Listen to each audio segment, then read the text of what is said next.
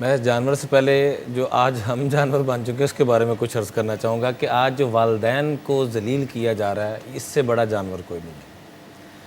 ہمارے استاد محترم سے پوچھا گیا ایک دفعہ کہ علامات قیامت پوری ہو گئی ہیں، دجال آ گیا، فلاں ہو گیا، اس طرح کا کافی تفصیلی کسی نے آ کے سوال کیا۔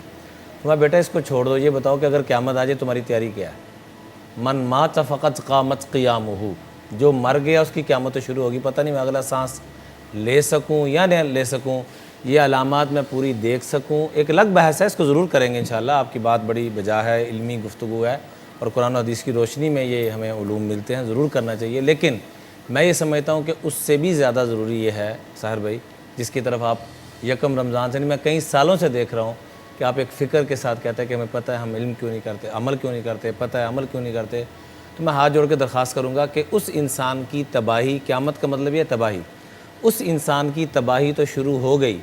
جس کی ماں اس سے ناراض ہے، جس کا باپ اس سے ناراض ہے، جس کے ساس سسر اس سے ناراض ہیں، جس کے اساتذہ ان سے ناراض۔ اس دن آپ نے والدہ سے یہاں بات کی، یقین کریں اسی محبت جھلکتی ہی، اور آپ کی میں تھکاوٹ اور سارا کچھ چیزیں عملی ہوتی ہیں، آپ جتنے بھی تھکے ہوں آپ کی کوشش ہوتی ہے کہ روزانہ ماں کے قدموں میں جا کے ضرور بیٹھیں، ابا جی کے قدموں میں جا کے بیٹھیں۔ یہ وہ عملی چیزیں ہیں جو جس انسان کے اندر آئیں گی، آپ کے اندر جس درجے میں آئیں گی آپ ترقی کریں گے، میرے اندر جس درجے میں ہے میں ترقی کروں گا۔ علامات قیامت برحق ہیں، لیکن نبی کریم صلی اللہ علیہ وسلم نے فرمایا سب سے بڑی جو علامت ہے وہ یہ ہے کہ ماؤں کو ذلیل کیا جائے گا۔